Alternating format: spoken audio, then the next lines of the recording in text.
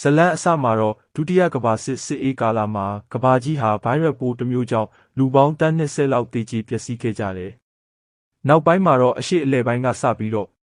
့တိရစ္ဆာန်တွေကိုပါဗိုင်းရပ်ပိုးဟာကူးစက်လာပြီးအသိဉာဏ်ရှိတဲ့တဏှေပြောင်းမျိုးစိတ်တွေကိုဖန်တီးလိုက်ပါတယ်။ထိုမျိုးစိတ်တွေဟာအမေရိကတိုက်ကိုစတင်ကျူးကျော်ပြီးနောက်အမေရိကန်စစ်တပ်ကလည်းအရှေ့မြောက်ကမ်းခြေကပြည်နယ်13ခုကိုလက်လွတ်ခဲ့ရကြောင်းကြေညာခဲ့ပါတယ်။လူသားတွေဟာတီထွင်ကြံစည်ရင်းနဲ့နျူကလ িয়ার ဘုံးတွေကိုထုတ်သုံးခဲ့ကြပေမဲ့အဲ့ဒါဟာတဏှေပြောင်းမျိုးစိတ်တွေကိုအနှဲငယ်သာထိခိုက်စေပြီးတော့လူသားတွေကိုယ်တိုင်သာပိုပြီးထိခိုက်ပါတယ်။အဲ့ဒါကြောင့်လူသားတွေဟာလက်နက်အသစ်တွေတီထွင်စမ်းသစ်ရင်းနဲ့လူသားတာလွန်အဆင့်ကိုတဖြည်းဖြည်းရောက်ရှိလာခဲ့ပါတယ်။လူသားတာလွန်ခေတ်မှာတော့ကမ္ဘာကြီးဟာကပ်ဘေးကနေလွတ်မြောက်ခဲ့ကြပြီးနိုင်ငံတွေဟာစုပေါင်းကနေထိုင်ခဲ့ကြတယ်။ကမ္ဘာကြီးရဲ့တဝက်လောက်ဟာအပျက်စီးမြေတွေဖြစ်ပြီးအဲ့ဒီအပျက်စီးတွေကိုကြည်ချင်းအားဖြင့်အရင်ကကမ္ဘာကြီးဟာအရန်လှပခဲ့ကြောင်းသိသာစေတယ်။အရင်ကကမ္ဘာကြီးဟာပျက်စီးလူနီးနီးဖြစ်ခဲ့ချိန်မှာနိုင်ငံတွေဟာစုပေါင်းမဟာမိတ်ဖွဲ့ခဲ့ပြီးသူရဲကောင်းစစ်တီတော်အဖွဲ့ကိုဖွဲ့စည်းခဲ့ကြပါတယ်။ထိုစစ်တီတော်တွေကြောင့်ပဲကမ္ဘာကြီးဟာကပ်ဘေးကနေလွတ်မြောက်ခဲ့ကြတယ်။တနေ့မှာတော့ငါဟာဒီလိုစစ်တီတော်ဖြစ်လာစေရမယ်ဆိုပြီးအပျက်စီးမြေကိုကြည်ရင်ရေရွှတ်နေတဲ့လူငယ်လေးကတော့လော်ဖုံးဖြစ်ပါတယ်။သူဟာတာမန်မိသားစုကပဲမွေးဖွားလာသူဖြစ်ပြီးတိုင်းပညာမှာလည်းထူးချွန်သူဖြစ်တယ်လို့စစ်တီတော်တယောက်ဖြစ်လာဖို့အိမ်မက်ရှိသူလည်းဖြစ်ပါတယ်။တနေ့မှာတော့သူတို့ရဲ့မြို့ထဲကိုရွှေနှက်ကြီးသိမ်းငတ်လို့ခေါ်တဲ့အဆင့်3တဏှေပြောင်းသားရဲဟာကျူးကျော်လာခဲ့ပါတယ်။မြို့ရင်းတပ်တွေကစူးစမ်းကာကွယ်ကြပေမဲ့ဘလို့မှမရတဲ့အဆုံးမှာတော့ကာကွယ်ရေးတပ်ကိုဆင့်ခေါ်ခဲ့ရပါတယ်။ကာကွယ်ရေးတပ်ရဲ့တာလွန်စစ်တီတယောက်ရောက်လာပြီးတားရဲနဲ့ရှုပ်ပြိုင်တိုက်လိုက်ပါတယ်။တာလွန်စစ်တီရဲ့ဓာချက်တွေအောက်မှာတားရဲဟာမခံနိုင်ပဲတေသွားခဲ့ပါတယ်။ဒီအဖြစ်ပြက်အကုန်လုံးကိုမြင်လိုက်ရတဲ့လော်ဖုံးဟာတနေ့စစ်တီတော်တယောက်ဖြစ်ကိုဖြစ်ရမယ်ဆိုပြီးဆုံးဖြတ်ချက်ပြက်ပြက်တသားချလိုက်ပါတော့တယ်။တက္ကသိုလ်ဝင်ခွင့်ကိုမနှက်ဖြန်မှာဖြေဆိုရတော့မှာမို့လော်ဖုံးဟာအိမ်ကိုစောစောပြန်လာခဲ့ပါတယ်။ဒါပေမဲ့လမ်းတနေရာအရောက်မှာတော့လော်ဖုံးကိုလိုက်ပြီးအနှောက်ယှက်ပေးနေတဲ့ကျောင်းအောင်ပိုင်ဆိုတဲ့တိုင်းပညာခန်းမကစီနီယာကျောင်းသားဟာအဖော်တွေနဲ့အတူလော်ဖုံးရဲ့လမ်းမှာလာပိတ်ထားခဲ့ပါတယ်။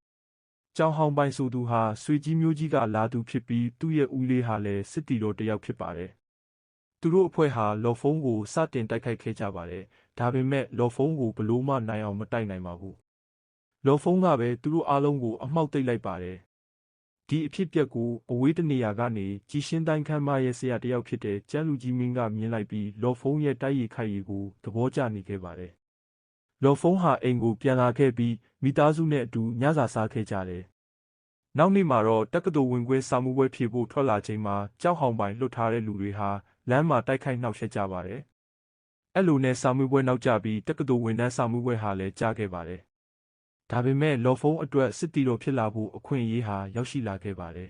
။သူဟာနီးပြကျန်းနဲ့ကျောင်းမှာပြန်ဆောင်ကြပြီးနီးပြကျန်းဟာသူ့ကိုစစ်တီတော်စာမှုပွဲဖြေဖို့အတွက်အကြံဉာဏ်ပေးတဲ့အတွက်ပါဝင်ဖြေဆိုပါတော့တယ်။စစ်တီတော်စာမှုပွဲပထမအဆင့်မှာတော့ပုံရိပ်ရောင်ကဘာထဲဝင်ကတဏှေပြောင်းသားရဲတွေနဲ့တိုက်ခိုက်ကြပါတယ်။တိုက်ခိုက်တဲ့အချိန်မှာလည်းအကြောက်တရားကင်းပြီးတိုက်ခိုက်ရေးကျွမ်းကျင်တဲ့လော်ဖုံးဟာစစ်တီတော်စာမေးကိုကောင်းစွာဖြေဆိုနိုင်ခဲ့ပြီးအောင်မြင်သွားခဲ့ပါတယ်။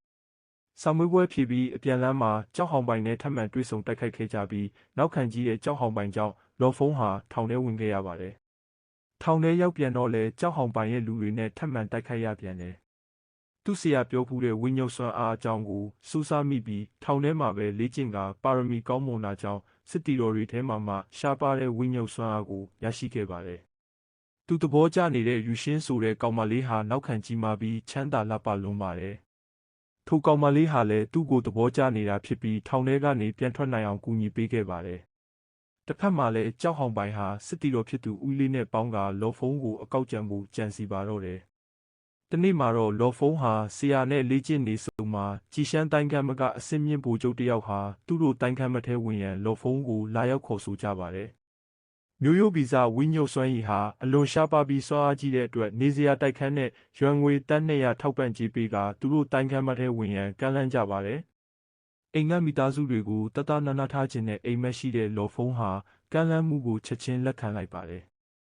နောက်နေ့မှာတော့သူတို့ဟာမိသားစုလိုက်စစ်တီတော်တိုက်ခန်းကိုပြောင်းရွှေ့ခဲ့ကြတယ်